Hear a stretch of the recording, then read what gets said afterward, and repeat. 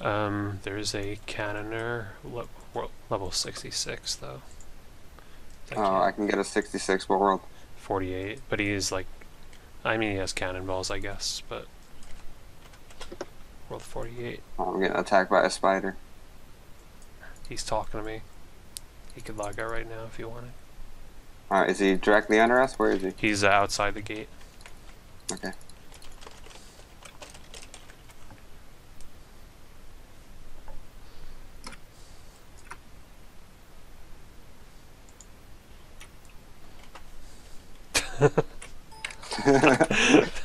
Oh my god. Oh shit, 570 cannonballs. 116k, not bad. That would make a good like video thumbnail. Hey guys, it's Andrew, and we are back with another video today, and we are going to get right into it. This is my biggest PvP death in old school RuneScape so far. So you guys know that I do a lot of PKing in Deep Wilderness, usually solo PKing, sometimes with a team, but mostly solo. And sometimes I like to check the high risk world, and that's usually not a great idea because I risk the toxic staff of the dead. But in this instance, I'm very close to the magic axe hut, which is relatively safe. You can go in there and X-log as long as you have a lockpick, and you're going to be pretty safe. But the annoying thing with X-logging is you have to close the client, you have to reopen a new one, make sure the dimensions are all right. I'm very picky about the size of my client and the location on the screen, so what I do here is I'm just going to figure, okay, let me just freeze this guy and log out under him, because it only takes 10 seconds to be out of combat to log out.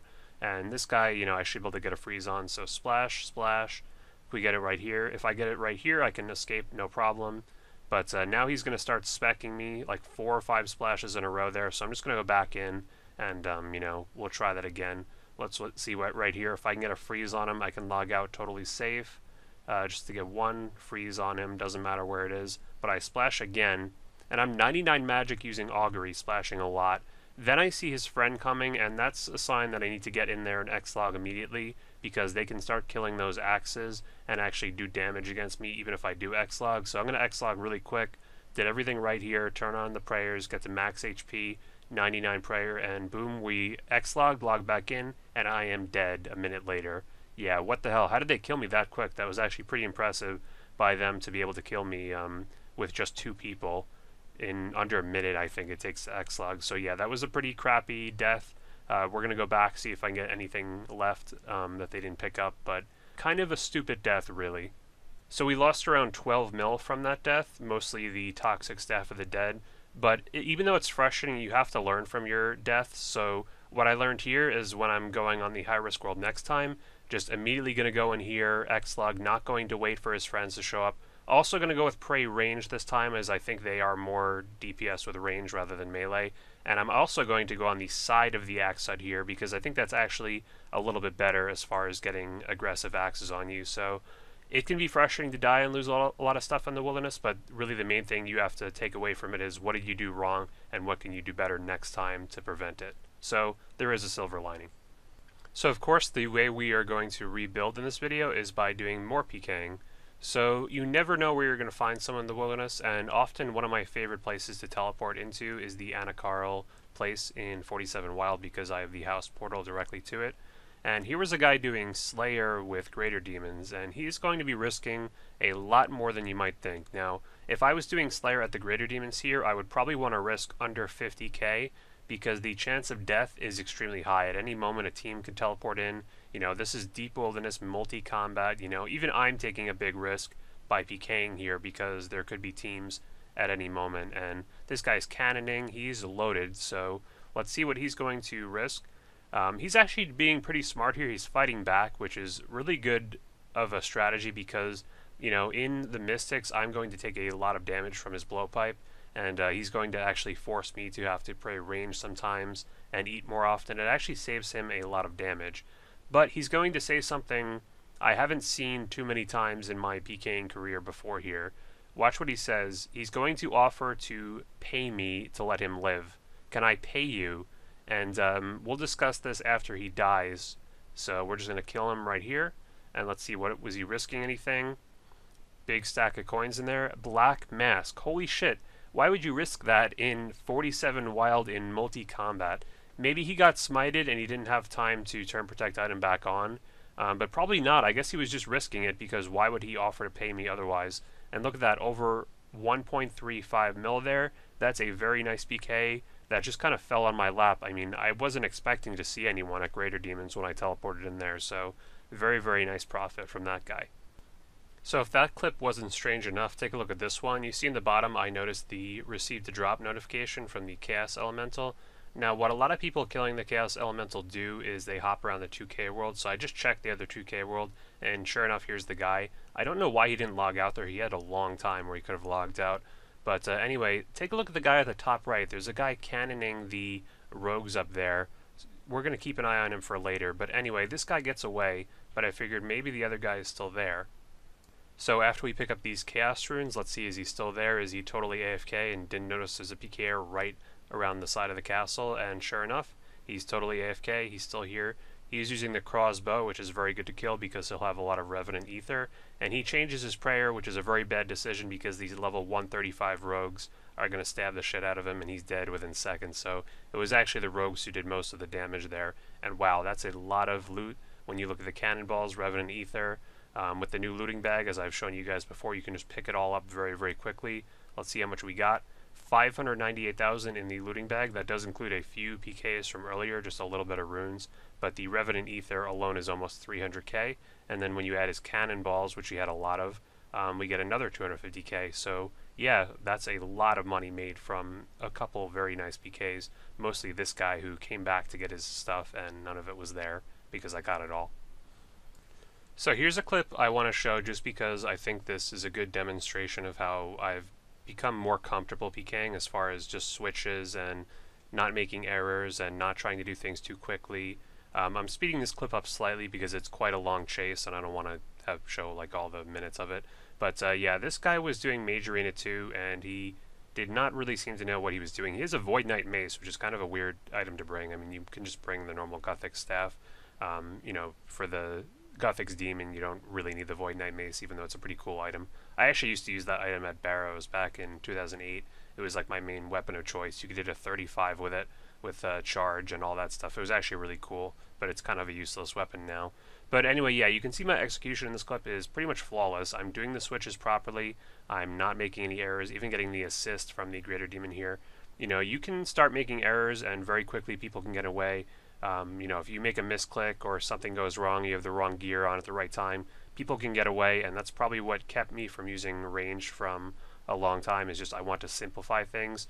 But you see here, range can be very nice. It does a lot of damage. It's one of the most accurate forms of the 3 combat, probably is the most accurate, because it's really the, you know, melee armor doesn't give melee bonus for the most part, other than like Bandos, and magic armor does to some extent, but magic can still splash a lot. Whereas Black D'hide gives significant range bonus, so it's very accurate.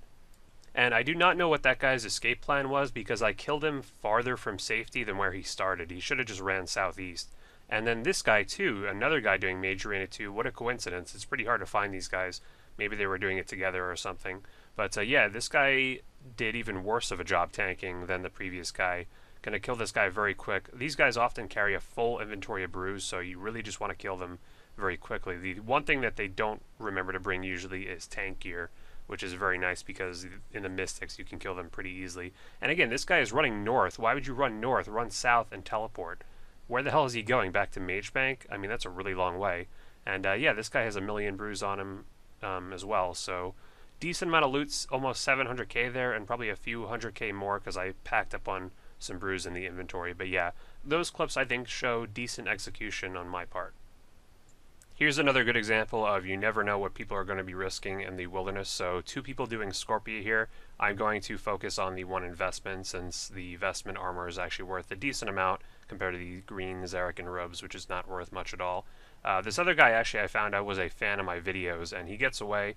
I did still attack him, and you might say, oh, that's a scumbaggy move. He's a fan. Why would you attack him? Well, I mean, if all people had to say was, oh, I'm a fan of your videos, and I wouldn't kill them, then, you know, a lot of people would just start doing that. You know, obviously not that everyone's recognizing me, but a fair amount of people in the wilderness do recognize me, so I can't just let people get away if they've seen my videos, or, you know, plenty of people say, oh, I like the videos, or your videos suck. Either way, I just don't want to, you know, not kill people because they've seen a video or something. But thank you for this guy for having seen the videos, and he was actually very understanding of, you know, me trying to PK everyone. It's not like I'm trying to ruin their life or something. I'm just trying to kill them in a game, and he was very understanding. But let's take a look at the loot, and holy shit, almost 1.7 mil. He had over 2,000 death runes and 1,500 blood runes, which are worth a lot, as well as the vestment, some prayer potions. So yeah, you never know. I don't know why he had that much runes on him. We've seen this situation before, but that is way too much runes for Scorpia. Here's a quick weird PK for you guys. I had no run energy in this clip. I think I had forgotten a stamina potion, and I was just trying to exit the wilderness, and there's this guy doing Vedion. I cast 1 barrage, 2 barrage, switched to range, and he's already dead. Kind of weird. I guess he was luring it, and he got caught with the barrage, so he was praying mage, and he just got really wrecked. About 100,000 in potions, not too much, but a little weird clip for you guys. Here's a few clips that just demonstrate pretty well how much money you can expect to make PKing in the areas that I usually do. So Scorpia is my favorite, as you guys know, because a lot of people here risk a lot of runes. You're going to see in this clip a lot of death runes, blood runes, the Maitri there, or Miter. I don't know, how do you guys pronounce that little hat? Maitri, Miter, I really don't know. I guess Maitri sounds best. But here's a little bit more adding onto this.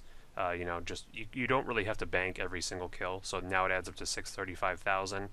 Of course, Callisto is one of my favorites as well.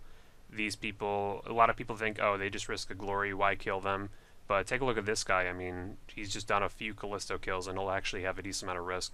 You see there, I actually switched to the D-hide first. I don't know, do you guys prefer to do that? When you're using range, do you switch to your D-hide first or the crossbow? This guy had a lot because of those Renar seeds. I would think you actually want to switch to the D-hide first and then hit with the crossbow, because you don't want to risk hitting them with the crossbow before the D-hide is actually on you, and you won't get the accuracy bonus. This guy dropped his red dragon hide before he died, and he said, oh, don't kill me, I'll just drop it. I don't have anything else. And he actually did have a lot more else. The flail there, the coins, those teleports. So never trust someone when they say, oh, I'll just drop my stuff and you could take that, don't kill me. It's always best just to kill them anyway. Right after this clip too, I found someone else. Here's like my favorite situation ever, when you can get Callisto on them but not on you. So it's like basically impossible for them to tank Callisto when they're frozen here. This guy has no chance whatsoever, even if he could eat like as fast as he possibly could.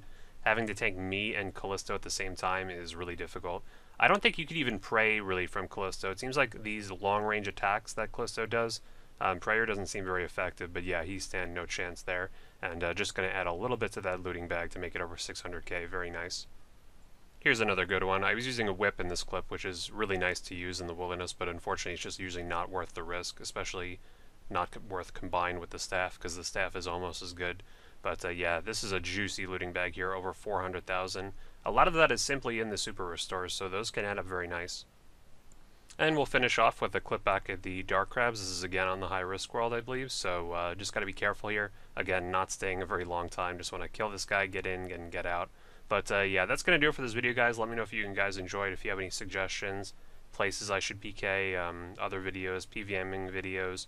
Next video will probably be a PVMing video, but yeah, please like the video if you enjoyed, guys. Subscribe if you haven't already. Click the bell to get notifications whenever I upload. That's very important because YouTube has been messing with the sub boxes, so that always helps make sure you get the new videos. You can also join the clan chat, AndrewAJT62. That'll be up on screen. That's clan chat's still doing pretty good. Usually have 10-15 people in there at almost any time of the day now. You know, maybe at 5 a.m. it'll be a little dead, but you never know. But also join the Discord. Even if you can't join the clan chat, feel free to join the Discord down below. You can follow me on Twitter down below. I'll follow you back if we play RS. You can follow me on Twitch down below, and you can support us on Patreon if you'd really like to. So that's going to do it for the video today, guys. Thank you all so much for watching. You guys are the best ever, and I'll see you guys in the next video. Take care.